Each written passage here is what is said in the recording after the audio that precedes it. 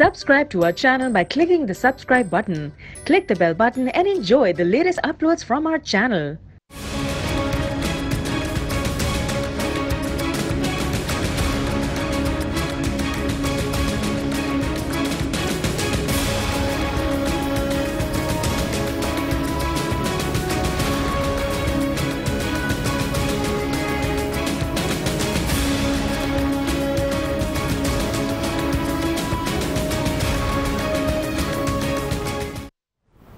अस्सलाम वालेकुम, आप देख रहे हैं आज न्यूज़ की खुसूसी ट्रांसमिशन और मैं हूं नाजिया अशर। वज़ीर-ए-आज़म या नवाज़ शरीफ का मुस्तकबिल क्या होगा? पनामा केस के इख्तिताम का एक नया आगाज़ हुआ है। वो समाअत जिसका पिछले पूरे हफ्ते से सियासी हलकों में बेसब्री से इंतजार किया जा रहा था, वो आखिरकार शुरू ही हो चुकी है। जस्टिस एजाज अफजल खान, जस्टिस अजमत सईद और जस्टिस एजाजुल एहसन इस केस को सुन रहे हैं। PTI के वकील नईम बुखारी इस वक्त उनके दलाइल भी जारी हैं और समाअत में आधे घंटे का वक्फा हुआ है। हुकूमत ने GIT रिपोर्ट पर 10 सफ़ात पर मुश्तमिल एतराज़ भी उठाया है। बज़ाहिर ये एतराज़ GIT के रवैये पर उठाया गया है, ये एतराज़ मैंडेट पर उठाया गया है और इल्ज़ाम ये लगाया गया है कि GIT ने जानिबदारी का मुज़ाहिरा किया। GIT अरकान का रवैया, इस पर बात हुई है कि ये गैर मुनसिफाना था। इसी तरह के एतराज़ उठाए गए हैं जो 10 सफ़ात पर मुश्तमिल हैं। हुकूमत की जानिब से ये एतराज़ात पनामा केस में किस कदर कारआमद साबित हो सकते हैं, इस पर भी हम बात करेंगे और इस ट्रांसमिशन में आगे चलकर ये जो सियासी पहलू हैं इस पर तो बात होगी, लेकिन पनामा केस की समाअत जो इस वक्त जारी है सबसे पहले उसको देख लें कि केस इस वक्त आखिरी मराहिल में है और सुप्रीम कोर्ट के पास बज़ाहिर 3 बड़े ऑप्शन नज़र आ रहे हैं। एक तो ये कि अदालत वज़ीर-ए-आज़म को डिस्क्वालीफाई कर सकती है, मामला इलेक्शन कमीशन को भेजा जा सकता है, या फिर ये मामला अकाउंटेबिलिटी कोर्ट को भेजा जाए, वहाँ पर ट्रायल हो। और अगर इस तरह से होता है तो इम्कान यही है कि हुकूमत को शायद अपनी मुद्दत पूरी करने का वक्त मिल जाए। इसके अलावा तीसरा ऑप्शन जो कि इतना बड़ा कोई ऑप्शन नहीं है, वो ये है कि या तो अदालत GIT रिपोर्ट को ही मुस्तरद कर दे। इस ऑप्शन के चांसेस ना होने के बराबर नजर आते हैं। अलबत्ता इस वक्त हुकूमत की हिकमत अमली देखें तो इन तीनों ऑप्शंस के लिए भरपूर तरीके से तैयार है। वज़ीर-ए-आज़म इस्तीफ़ा देने को तैयार नहीं, उन्होंने कानूनी जंग लड़ने का फैसला किया है, डटे हुए हैं और सुप्रीम कोर्ट के फैसले का इंतजार कर रहे हैं। अलबत्ता पार्टी के अंदर वज़ीर-ए-आज़म के मुतबादिल को लेकर बहस हो रही है। चौधरी निसार से मुताल्लिक नाराज़गी की खबरें इसका एक वाज़ेह सबूत है। नून लीग में जो इख्तिलाफात हैं वो किस कदर नुकसानदेह हो सकते हैं और कानूनी जंग जो ये लड़ी जा रही है उसके लिए जो एतराज़ात उठाए गए हैं क्या वो काफ़ी हैं। आज की समाअत इसके बाद बल्कि इससे पहले जब हुकूमती लीडर्स आए थे उन्होंने मीडिया से गुफ्तगू की थी, वो क्या कह रहे थे पहले ये सुनिए। ये हमारा कानूनी हक है और इंशाअल्लाह ताला ये अदालत उज़्मा फैसला इंसाफ पे देगी, ना कि इमरान खान के इल्जामात पे देगी।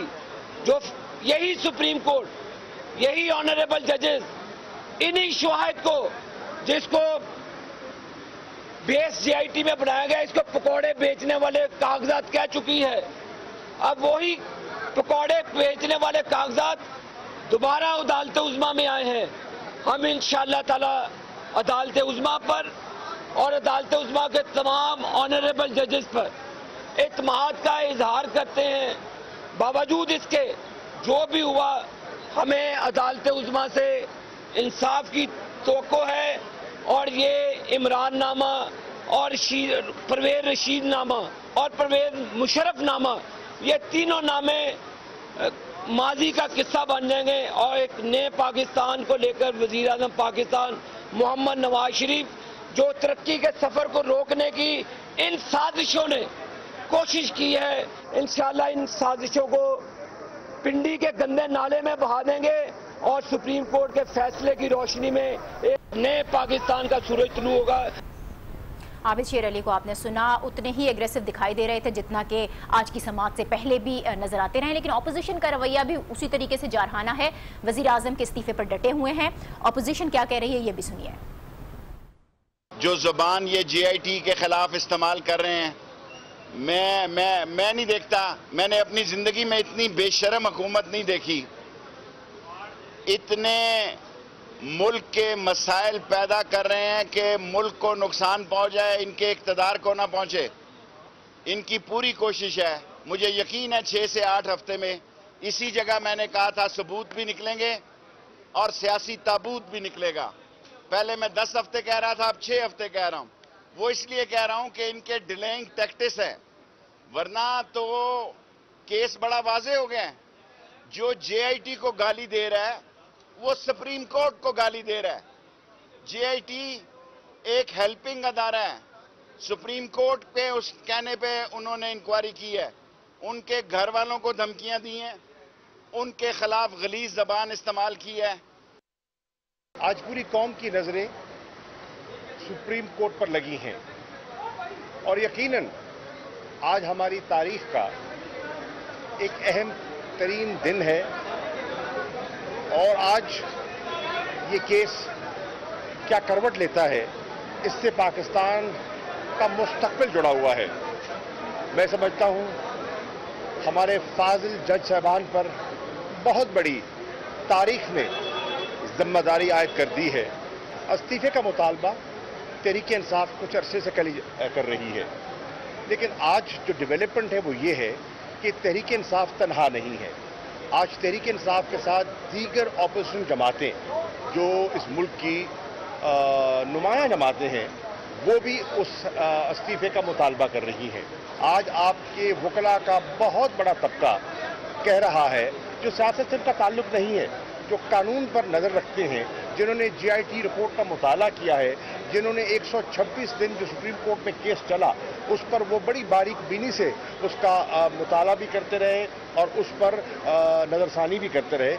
आज उन सब का ये एक राय है कि मुल्क के मफाद में है, जमहूरियत के मफाद में है, वो मुस्तफ़ी हो जाएं।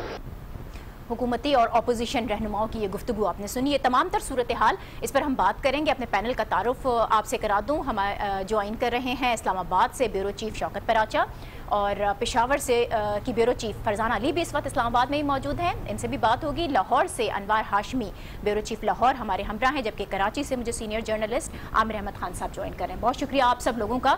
सबसे पहले तो मुझे दारुल हुकूमत ही आना पड़ेगा। पराचा साहब, जो एतराज़ात उठाए गए हैं हुकूमत की जानिब से जीआईटी के रवैये पर, जीआईटी के मैंडेट पर, आप समझते हैं कि इन एतराज़ात में जान नजर आती है? कितने मजबूत हैं ये एतराज़ात और इन पर कानूनी जंग लड़ सकेगी Noon League? Thank you very much. एतराज़ात जिन नुकात पर उठाए गए हैं वो नुकात बड़े इम्पोर्टेंट हैं। मसलन अगर वज़ीर आज़म पाकिस्तान की कोई कंपनी दुबई में है और उसमें वो इकामा भी रखते हैं और 10,000 दिरहम सैलरी भी ले रहे हैं, तो फिर तो वज़ीर आज़म को डिस्क्वालीफाई करने के कोई और चीज़ चाहिए ही नहीं। सिर्फ यही काफ़ी है कि आपकी सैलरी है, आप एक कंपनी के डायरेक्टर हैं, आपने वो शो नहीं किया पेपर में। ये बड़ा सिंपल सा ये इलेक्शन कमीशन का मामला है।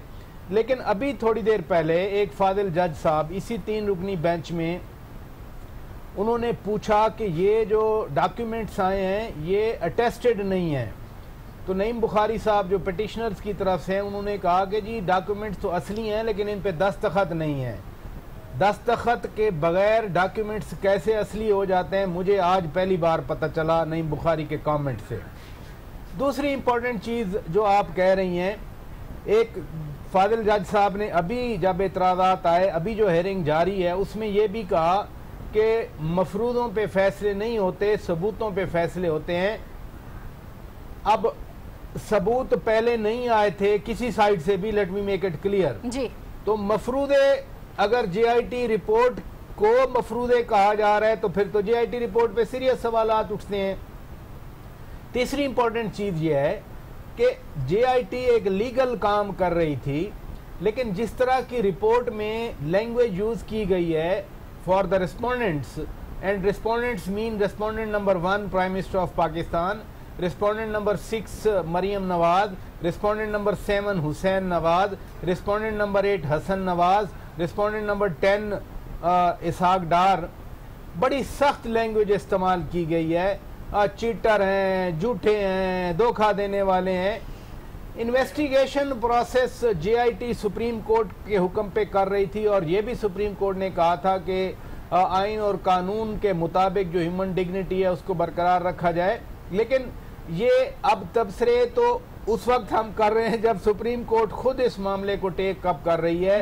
हुकूमत ने इतराज़ात जमा करा दिए हैं। अच्छी बात यह है कि तमाम पिटिशनर्स हैं या हुकूमत है वो सुप्रीम कोर्ट के सामने पेश हैं। मुल्क का आइन और कानून के मुताबिक ये अमल आगे बढ़ रहा है। Let's see what happens.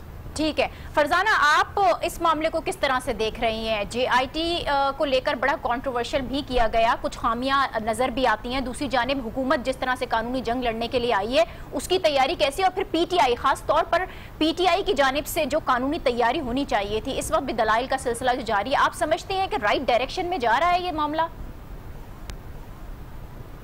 देखिए, सुबह से लेकर अब तक जो मैंने देखा है, प्रोसीडिंग्स भी देखी हैं और हमारे पास चूंकि न्यूज़ भी आ रही हैं, उस हवाले से मैं देख रही हूँ तो मुझे तो पीटीआई के वकील की तरफ से वही पुरानी कहानी थोड़े से अल्फाज के रद्दबदल के साथ ही नज़र आ रही है। अच्छा, पीटीआई दो जगह जो है वो जंग लड़ रही है, एक कोर्ट के अंदर, एक कोर्ट के बाहर। सेम सिचुएशन जो है वो नून लीग की भी हमें नज़र आ रही है कि कोर्ट के अंदर से जो हमें कमेंट्स मिल रहे हैं इस वक्त, ये जो सारा कुछ हमारे सामने है, जो डायलॉग्स हैं उनके, जो आपस में बातचीत हुई है, वो जब हम देखते हैं तो वो कुछ और नज़र आती है, लेकिन जो बाहर आके लोगों के सामने बोलते हैं, मीडिया के सामने बोलते हैं, तो वो कुछ और होती है।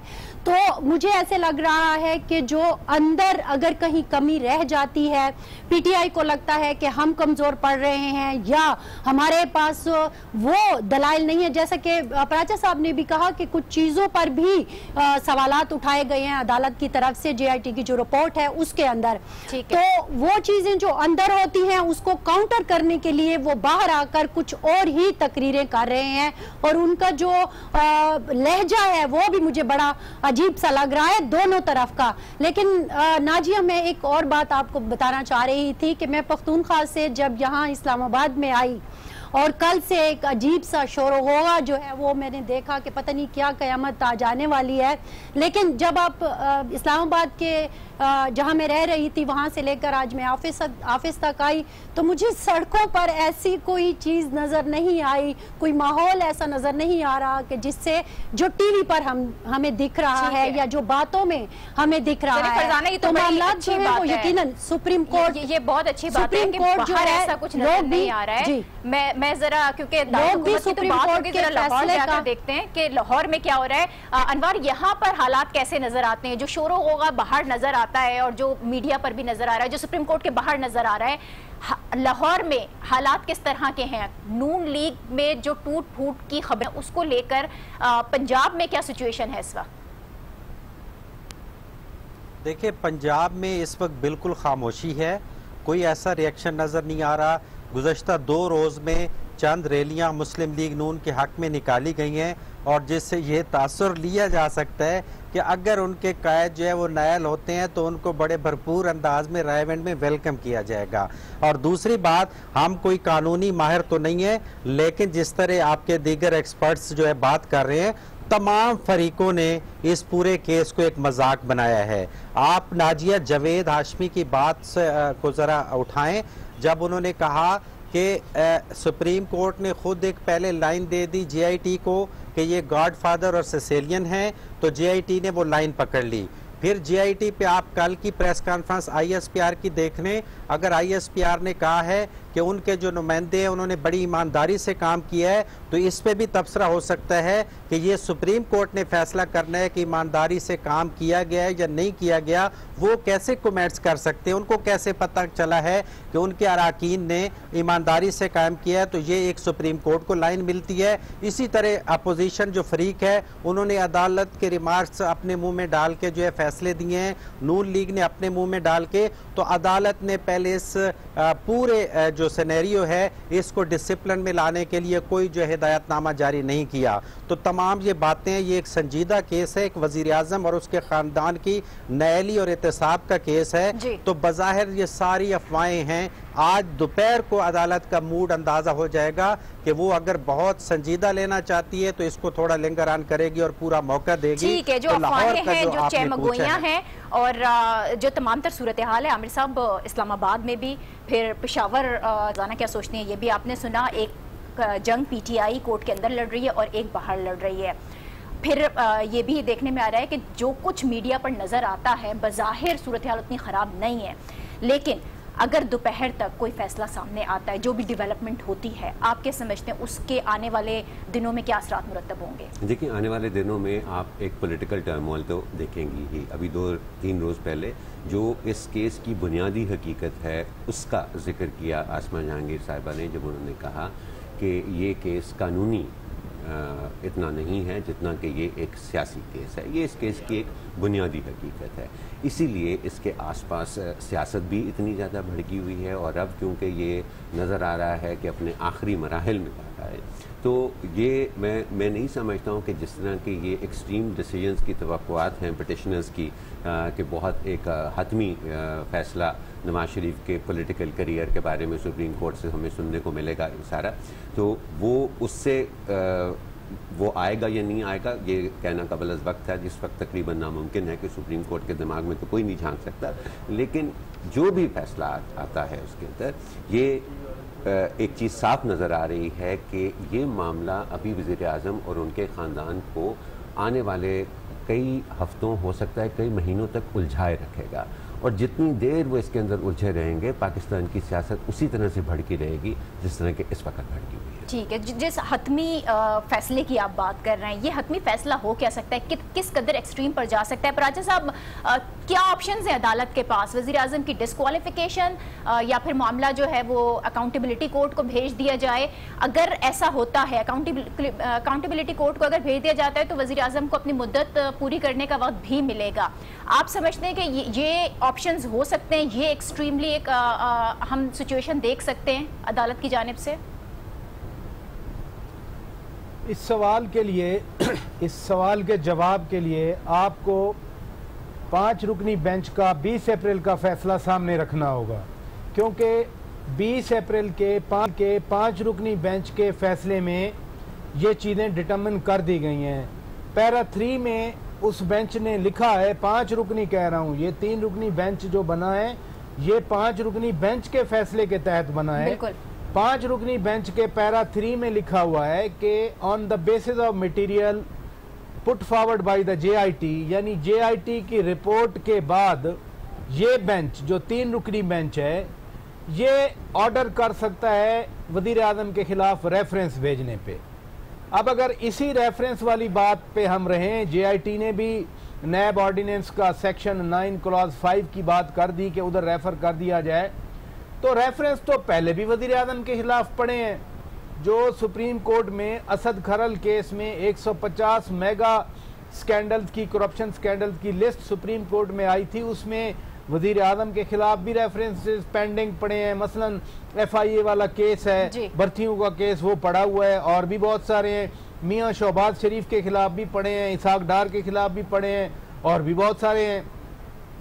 तो रेफरेंस चला जाता है, तो यू आर राइट, फिर रेफरेंस पहले भी पड़े हैं, रेफरेंसेस पे वो रेफरेंस भेजना हतमी फैसला नहीं होता, फिर नैब उसकी तहकीकात करती है और उसके बाद PGA की opinion, PGA mean prosecutor general of accountability, उनकी ओपिनियन आती है, फिर मामला एहतसाब कोर्ट में चलता है। इसी 20 अप्रैल के फैसले में एक पैराग्राफ 4 भी है।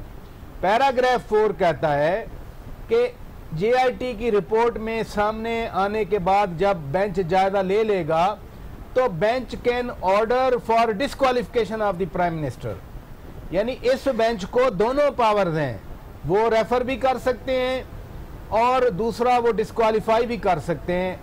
अब अगर रेफरेंस जाता है अकाउंटेबिलिटी के पास, नैब के पास, तो रेफरेंसेस मैं कह रहा हूं पहले भी पड़े हैं, ठीक है। लेकिन अगर रेफरेंस नहीं जाता, रेफरेंस अगर जाता है तो जाहिर है मामला तूल पकड़ेगा, और अगर मामला तूल पकड़ता है तो फिर ऑपोजिशन क्या करेगी? फरजाना, आप ये बताइएगा, ऑपोजिशन खासतौर पर PTI इस मामले के लिए तैयार है कि मामला तूल पकड़ता है तो वो सब्र करेंगे, या कोई और फैसला लिया जाएगा, सड़कों पर आया जाएगा, या एक और धरना हम देखेंगे? देखिए, अगर कल खान साहब की जो स्पीच है उसको जहन में रखें, और परवेज़ खटक साहब के हवाले से जो हमें हैंडआउट्स मुसलसल हर शाम को एक आता है, उनकी जो डे टू डे डेवलपमेंट के हवाले से मीटिंग्स होती हैं, लेकिन उसमें कुछ न कुछ सियासी बातें भी वो कर जाते हैं। तो उन दोनों को अगर मैं सामने रखती हूँ तो मुझे लगता है कि PTI एजिटेशन की मूड में है, और वो कह रहे हैं, उन्होंने तो कह दिया कि आप तैयारी करें, दोनों सूरतों में जो है उन्होंने जो इस बार अल्फाज इस्तेमाल किए हैं वो बड़े दिलचस्प हैं कि सुप्रीम कोर्ट की मदद के लिए शायद वो उनको बुलाएंगे। जबकि दूसरी तरफ सीएम खैबर पख्तूनख्वा परवेज खटक की तरफ से बड़ा अजीब सा उस दिन एक हैंड आउट आया है जिसमें उन्होंने कहा कि अगर सुप्रीम कोर्ट ने कोई ऐसा वैसा फैसला किया तो फिर हम जो है, मैं यहाँ खैबर पख्तूनख्वा में अपने लोगों को कहूंगा कि वो भी करप्शन करें। तो अब मतलब फिर वही वाली बात, धरने में जिस किस्म की बातें की गई, जिस तरह से कौम को उभारा गया, आपको शेख रशीद की भी तकरीरें याद होंगी, हमारे सीएम साहब की भी तकरीरें याद होंगी, खान साहब की भी और बाकी लोगों की भी। तो मुझे लगता है कि वो एक बार फिर एजिटेशन के मूड में हैं और उनके साथ इस बार और भी कुछ जमातें जो हैं वो खड़ी हैं। शायद खान साहब की तो आदत है कि वो तो सोलो फ्लाइट लेते हैं, लेकिन बहरहाल हर कोई अपनी अपनी जगह कुछ न कुछ करने को तैयार है। तो जब नवाज शरीफ साहब के हवाले से हम देखते हैं तो उनके साथ मौलाना फजल रहमान साहब भी हैं, महमूद खान अचकजई साहब भी हैं, और जो बड़ी दिलचस्प बात है वो पख्तूनख्वा की कौम परस्त जमातें जिन्होंने बयान भी दिया है कि अपोजिशन के साथ तो हैं, लेकिन वो इस्तीफे वाली बात जो है वो उस पर थोड़ा सा यही मामला है कि तो ये सारी चीजें जो है बड़ी हमें नजर आ रही है, हमें जो है तफरीक नजर आ रही है, अपोजिशन तकसीम है बहुत सारे मामलात को लेकर। लेकिन वाकई अगर पीटीआई एजिटेशन की तरफ जाती है तो अनवार आपको क्या लगता है, नून क्या अपनी स्ट्रेटेजी बनाएगी, वो किस तरह से अपना दिफा करेगी? देखिए, आने वाले दिनों के लिए नून लीग और पीपल्स पार्टी की पॉलिसी जो है और जो दिफाई पॉलिसी है वो बिल्कुल ओपन सीक्रेट होकर सामने आ गई है। अब आप बहुत अच्छी तरह जानते हैं, आमिर अहमद खान साहब भी बैठे हुए हैं, पॉलिटिकल चीज़ों को बहुत अच्छी तरह समझते हैं कि आसिफ अली जरदारी का आप जहन में रखें कि क्या वो इमरान खान को इतना मौका देगा कि नवाज शरीफ के पूरे ख़ानदान को घर भेज के हीरो बना के और पीपल्स पार्टी भी घर जाके बैठ जाएगी, बल्कि एहतसाब के लिए तैयार हो जाए। तो इसका मतलब है मौलाना फजल रहमान, बलूचिस्तान की कौम परस्त जमातें और उसके अलावा ये मुस्लिम लीग नून और पीपल्स पार्टी जो है ये सिंध, केपी के, बलूचिस्तान और पंजाब की पॉलिसी इन्होंने ऑलरेडी तय कर ली है। तो इसका मतलब है कि इस पूरे गेम में पीपल्स पार्टी पीटीआई वो गेन नहीं कर पाएगी इलेक्शन 2018 में जो वो इस केस की वजह से सोच रही है, क्योंकि पीटीआई टोटल जज्बात पे जा रही है। इवन कि आप देख लें, अगर इत्माद इतना अदालत पे वो कर चुकी है पीटीआई कि अगर अदालत ने इस केस को डिले किया और ये सड़कों पे आने का इशारा दे रहे हैं तो ये दोबारा अपनी पोजीशन जो है उसमें डाउन हो जाएंगे, इनकी पोजीशन बहुत खोनी पड़ेगी अगर अदालत के खिलाफ जो है ये रजिस्ट करेंगे। तो अभी पॉलिटिकल सतह पे पीटीआई जो है वो अच्छी प्लानिंग नहीं कर पा सकी जितनी फजल रहमान, आसिफ जरदारी और नवाज शरीफ ने कर ली है। तो जिस तरह से आप पीटीआई को जज्बाती करार दे रहे हैं उसी तरह से नून लीग के बारे में भी कहा जा रहा है और नजर भी आता है कि सियासी गलतियां उसके साथ साथ कानूनी गलतियां भी हैं कि जिस वक्त अदालत की जानिब से फैसला आया तो उसको बड़े खुशी के साथ कबूल किया गया, इसी जेआईटी को कबूल किया गया जिसके ऊपर अब एतराज़ात उठाए जा रहे हैं। टेक्निकल क्वेश्चन में आपसे ये करना चाह रही थी कि जो बुनियादी सवालात हैं, एक तो ये कि मरियम नवाज बेनिफिशरी ओनर हैं या फिर ट्रस्टी, दूसरी जानिब वज़ीर आज़म सादिक और अमीन उस में सवाल ही आ जाता है कि ऑफशोर कंपनी सामने आ गई जिसकी वो तनख्वाह भी लेते रहे थे। तो ये जो बुनियादी सवालात थे इनके जवाब दिए जाते, ठोस सबूत फराहम किए जाते अदालत को, लेकिन ऐसा नहीं हुआ। सिर्फ जेआईटी के रवैये पर एतराज़ उठा दिया गया, जेआईटी के मैंडेट पर एतराज़ उठा दिया गया। बेहतर ना होता कि डॉक्यूमेंट्स प्रोवाइड किए जाते? वो डॉक्यूमेंट्स अगर होते तो ना जी वो पहले दिन ही सामने आ जाते। देखिए, ये एक ट्रांसपेरेंसी का इशू है। ये अभी मैं इसके बारे में भी मैं समझता हूँ कि हम हतमी तौर पे ये नहीं कह सकते हैं कि ये सबको पता है कि ऑफशोर कंपनी का होना बाय इटसेल्फ ये कोई गैर कानूनी काम नहीं है, किसी की ओनरशिप का वो होना वो कोई गैर कानूनी चीज़ नहीं है। उसकी एडमिशन पॉलिटिकल एक ख़ास किस्म के पॉलिटिकल सर्कमस्टांसेस में उसकी एडमिशन होना, उसको मानना कि हमारी ऑफशोर कंपनीज हैं या नहीं मानना, हाँ ये झूठ के ज़ुमरे में या सच के ज़ुमरे में ये चीज़ें ज़रूर आती हैं। एक वज़ीर आज़म का नाम मानना और छुपाना, और वो भी उनके अंदर डायरेक्टली वो उनकी ओनरशिप उनकी वज़ीर आज़म के पास जो है वो नहीं है। सो अगर इस चीज़ को दस्तावेज़ात के मदद से कोई ठोस सबूत हैं उनकी मदद से अगर इस चीज़ को हल किया जा सकता है, इस मसले को हल किया जा सकता है, तो ये बहुत पहले हो जाता। ये इतना लंबा खिंचा ही इसलिए है कि ये एक चीज़ जिससे बिल्कुल इनकार नहीं किया जा सकता वो ये कि 12 से 15 साल के अंदर अंदर पाकिस्तान मियां नवाज शरीफ के ख़ानदान की जो पर्सनल वेल्थ है उसके अंदर जो इजाफा है उसका कोई हिसाब किसी के पास नहीं है, ना उनके अपने पास है, ना पाकिस्तान की सरकार के पास है, ना पाकिस्तान के रियासती इदारों जैसे कि फेडरल ब्यूरो ऑफ रेवेन्यू होता है या दूसरे इदारे होते हैं, वो किसी के पास उनका हिसाब नहीं है। इसलिए ये वो बुनियादी मुश्किल है जिसका सामना नवाज शरीफ को करना पड़ गया। पहली दफ़ा नहीं, देखिए हमें ये नहीं भूलना चाहिए कि जब 1997 के अंदर एक बड़े भारी मैंडेट लेके दोबारा वज़ीर आज़म बने थे, उस वक्त उससे पहले बेनज़ीर के दौर में उनके खिलाफ रेफरेंसेस भी थे, उनके खिलाफ मुकदमात भी चल रहे थे, और 1997 में वो मुकदमात इसलिए हुकूमत ने उनके ऊपर ख़त्म कर दिए थे कि जी अच्छा नहीं लगता कि एक सिटिंग प्राइम मिनिस्टर जो है उनके खिलाफ इस तरह के करप्शन के मुकदमात जो हैं वो मुल्क के अंदर चल रहे हों। तो ये मामला अगर तय होने वाला होता या उस सारे पैसे की अकाउंटेबिलिटी हो सकती होती तो 1997 में ही होने आती। 20 साल बाद भी अगर वही बात हो रही है तो उसका मतलब है कि वो चीज़ें हैं ही नहीं हैं, और ये चीज़ है जिसको उनको पॉलिटिकली निगोशिएट करना है। ये इसको लीगली निगोशिएट नहीं कर सकते, ये इसका कानूनी जवाब ना पेश कर सकते हैं, ना इसका कोई कानूनी हल निकाल सकते हैं, इसका इनको सियासी हल तलाश करना। लेकिन सियासी तौर पर हल निकाला क्या जा रहा है? पर अच्छा साहब, जो एतराज़ात उठाए जा रहे हैं वो बड़े अजीब व गरीब से एतराज़ात हैं। बरतानिया की जो एक फर्म हायर की गई थी, उस फर्म को लेकर एतराज़ उठाया गया कि उसका ठीक है ताल्लुक है कोई पीटीआई से या वो सपोर्टर हैं कोई। आपको लगता है कि इस तरह का एतराज़ उठाया जाना चाहिए था बजाय इसके कि ये देखा जाता कि वो फर्म यूके के लॉ के तहत जो भी डॉक्यूमेंट्स प्रोवाइड कर रही है वो असली हैं या नहीं है, और यूके के लॉ के तहत किसी किस्म के गलत डॉक्यूमेंट्स तो प्रोवाइड नहीं किए जा सकते। एतराज़ जो रहनुमाओं की जानिब से नून लीग के उठाया जा रहा है वो ये उठाया जा रहा है कि पीटीआई की सपोर्टर फर्म को ही क्यों हायर किया गया। जो सवाल मैंने आमिर साहब से किया गया है कि डॉक्यूमेंट्स, आप समझते हैं कि किसी किस्म के डॉक्यूमेंट्स प्रोवाइड किए जाएंगे कि जिससे नून लीग अपना दिफा कर सके?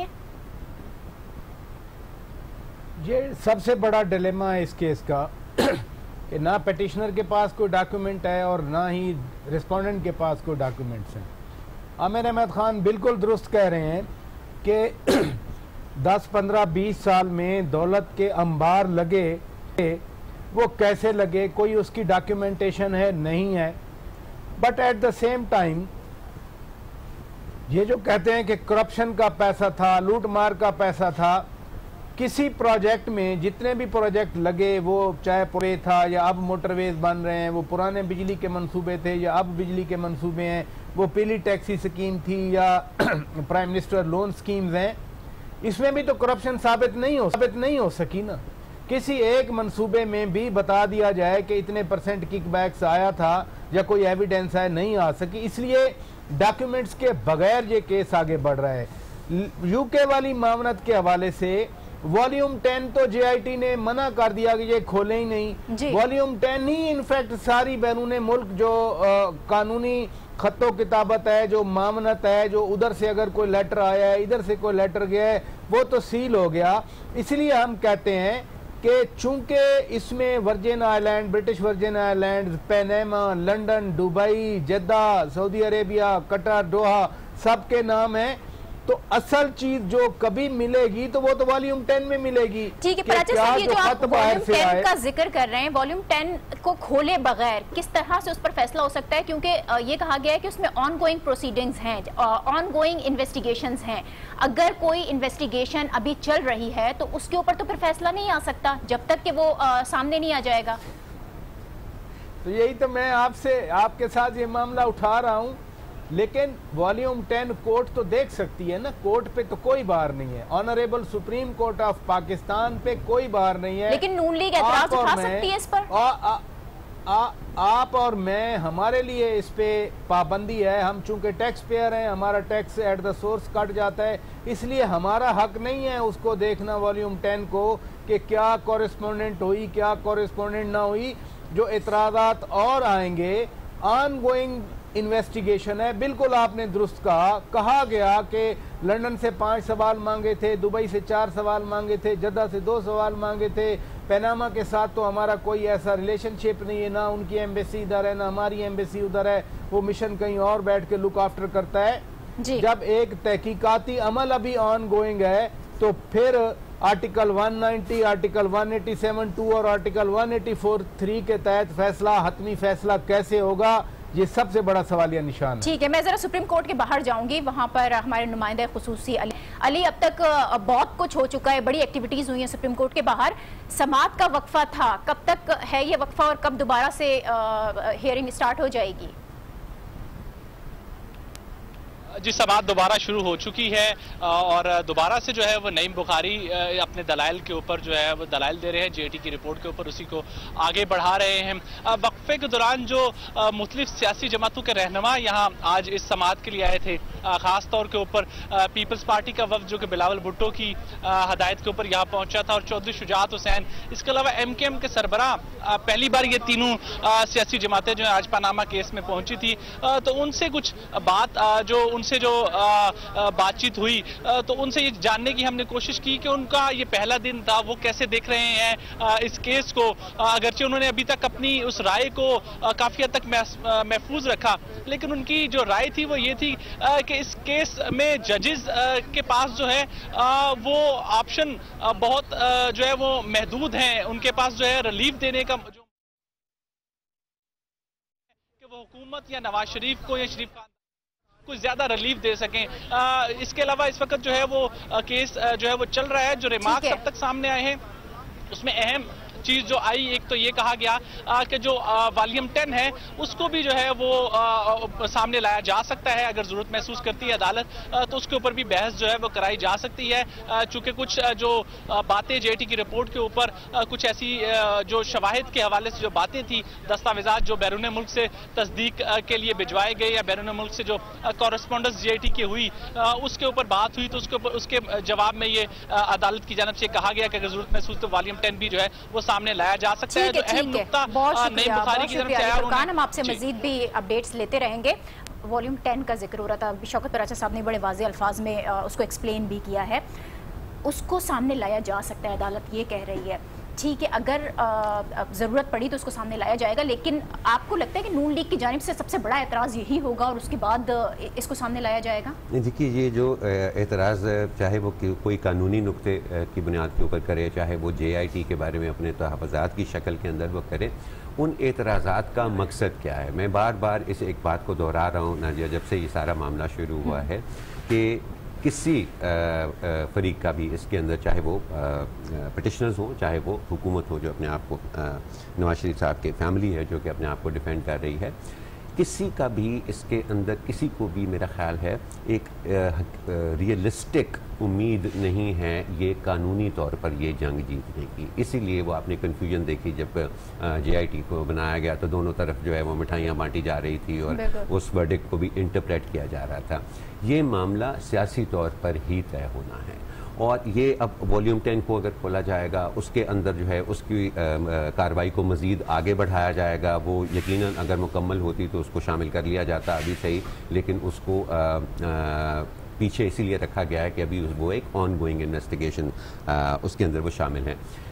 तो अगर उसको उसकी तरफ दोबारा गया तो फिर मज़ीद वक्त दरकार होगा उस सारे काम करने के लिए, और ये वो वक्त है जिसके अंदर अपनी अपनी सियासत इन सारी जमातों को उस सिमत में ले जानी होगी जिसमें जहाँ चल के वो अहदाफ हासिल कर सकें जिनके वो पीछे हैं। ये जंग कानूनी तौर पे मेरा ख्याल है सबको मालूम है कि कानूनी तौर पे ये जंग जीतना ठीक है, सियासी तौर पर किस तरह से जीती जा सकती है। मैं अनवार का एक कमेंट लेना चाह रही हूँ। अनवार, जो ऑपोजिशन है वो तो बज़ाहिर मुत्तहिद नजर आती है लेकिन उसके अंदर भी तकसीम है। नून लीग में आप ये सियासी बुर्दबारी, सियासी पुख्तगी देख रहे हैं कि वो इस मामले को सियासी तौर पर हल कर सके?